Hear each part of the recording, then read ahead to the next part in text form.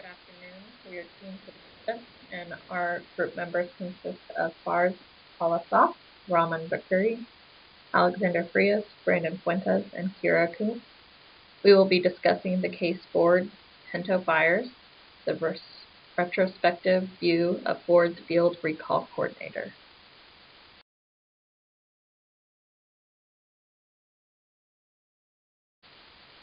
To start off, we would like to familiarize you guys with the facts of the case.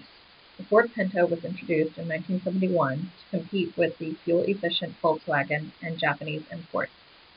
Leslie Koa, Ford's president at the time, insisted that Pinto weighed no more than 2,000 pounds and cost no more than $2,000, and it still met federal safety and standards.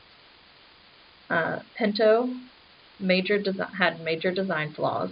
A fuel tank was prone to rupturing with moderate speed and rear-end collisions.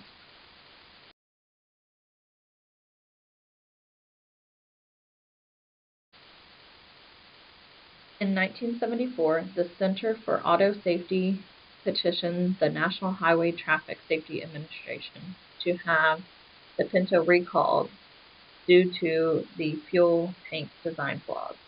June 9, 1978, Ford recalled 1.5 million 1971 to 1976 Ford Pintos and 30,000 1975 to 1976 Mercury Bobcat sedans and hatchback models for modifications to the fuel tank.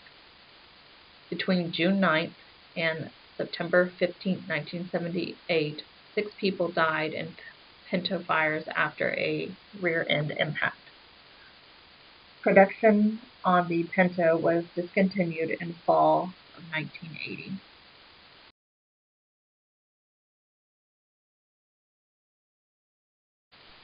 Dennis Gioia, Ford's recall coordinator, first encountered the neophyte Pinto fire problem in the form of infrequent reports of cars erupting into horrendous fireballs when involved in very low-speed crashes, and with personal experience of inspecting a car that had burned, killing its trapped occupants.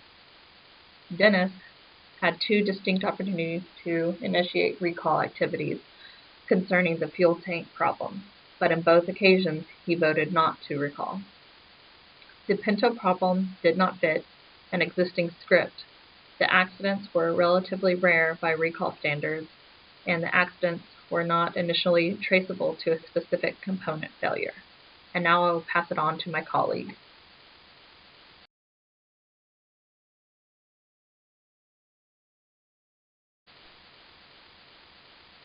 Hello and good afternoon. My name is Alexander Frias, and I'll be going over the ethical dilemma and the legal dilemma. Ford needs to decide whether or not to recall the Ford Pinto. Ford felt that accidents were not a recall cue because only repeated patterns and identifiable problems justified a recall. Although the Pinto met federal safety standards, its design flaw resulted in injuries and death. Field reports are showing the following. Rear-end collisions at low speeds resulted in the tank explosions. Fires were started from the Pinto's issues with the fuel tank, and fatalities occurred because Ford did not address the problem properly or on time.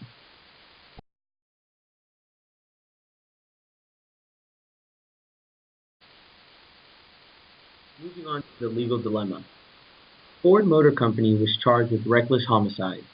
This was the first time an American corporation was prosecuted on criminal charges. Indiana state prosecutors alleged that Ford knew Pinto gasoline tanks were prone to catch fire during rear-end collisions, but failed to warn the public or fix the problem out of concern for profits. Ford knew without a recall many other customers could file lawsuits. Ford finally decided to recall 1.5 million Pintos between 1971 and 1976. Unfortunately, this was too late for 6 drivers who had already passed away due to the Pinto's gas tank catching fire. The jury found Ford innocent of the charges in 1980. I will now be passing it on to my colleague.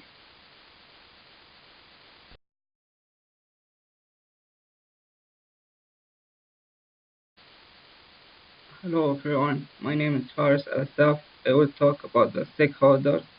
Stakeholders include Ford Motor Company. Ford employs portions of the Ford Pinto passenger in the Ford Pinto.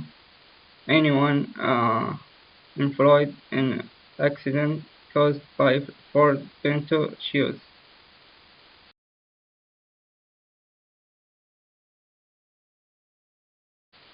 Now I will talk about the alternative course of action and their consequences.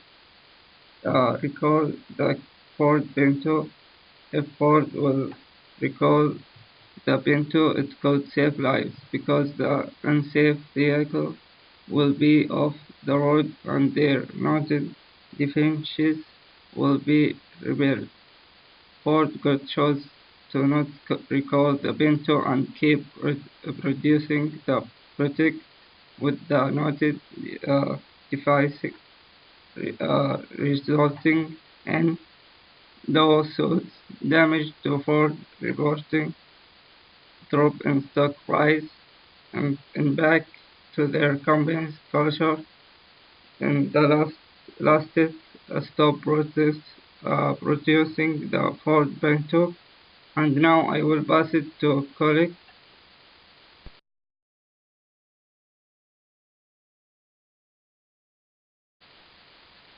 Hello, my name is Rahman Bakari, and here I'll be talking about action, the morally right action.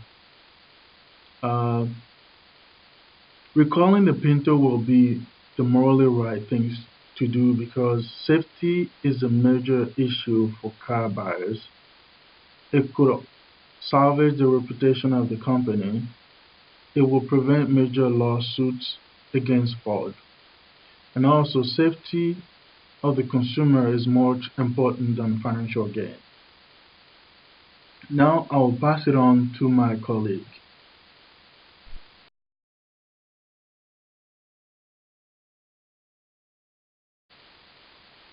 Hello, my name is Brandon Fuentes, and I'll be discussing the discussion questions for the Ford Pinto case. The first question asked, the Ford Pinto met federal safety standards, yet it had a design flaw that resulted in serious injuries and deaths. Is simply meeting the safety standard a sufficient product design goal of ethical companies? No. Simply meeting the safety requirements is not a sufficient product design. In this case, however, Ford was trying to design a lightweight car with a reasonable price tag. In a perfect world, auto companies would always exceed minimal safety requirements, but those additional safety features cost more money. This would result in the price tag of the car being more expensive to offset the extra safety design costs. In the second question posed in the case, Gioia uses the notion of script schemas to help explain why he voted to not initiate a recall of the Ford Pinto. In your opinion, is this a justifiable explanation? No, this was not a justifiable explanation. This was an unethical decision made. Once Gioia knew the product had defects and causing harm to the persons buying it, there should have been an immediate recall placed.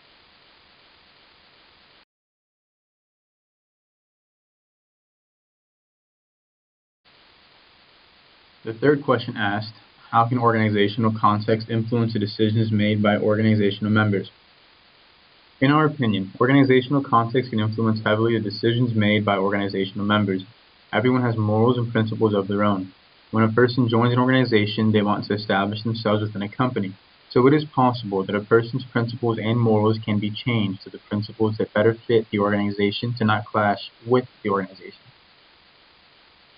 Fourth, if you had been Gioia's position, what would you have done? Why? If we were in this position, we would have placed an immediate recall. The recall would cost extra money for small modifications, but it would save money in the long run, rather than paying possible lawsuits against them for ignoring the product defects. Also, with the place of the recall much sooner, we would have saved face and any possibilities of damaging to our reputation.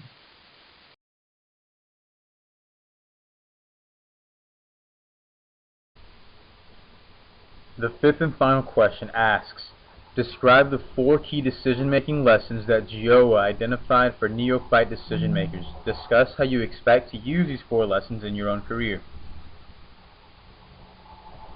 First, Develop a strong ethical base early on. This would allow the ethics and morals of a person to be strongly enmeshed into a person's personality. We feel confident as a group and believe that we all have strong ethical and moral backgrounds. This allows us to hold our values and act responsibly in our organization. Second, realization. This lesson may be the hardest one because at times recognizing that there is a problem and accepting it may be the hardest thing to do. We accept this challenge in our daily lives to acknowledge and accept that an issue may be present and recognizing that we need to address it from our personal lives and our private lives.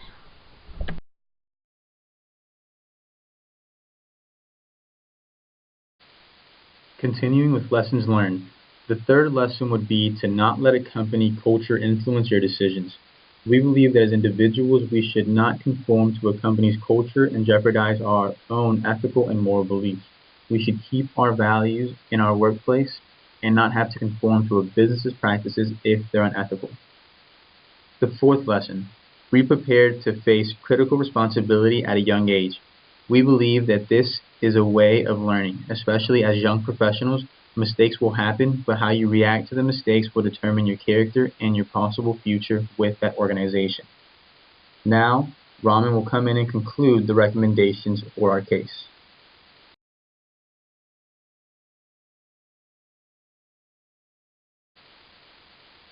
We come up with two recommendations for Ford.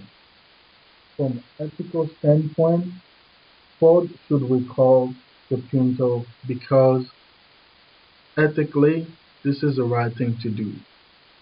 Ford knows about defective vehicle problem causing injury and death to his consumer. Lastly, it will increase safety standard in the vehicle. Our second recommendation from financial perspective, Ford should stop producing the Pinto because consumer may be skeptical after recall. Ford will save money on recall parts. Ending the production of the Pinto could save Ford reputation of manufacturing unsafe vehicles and prevent them from a scandal that could impact the bottom line. Thank you for viewing our presentation. We hope this is informative.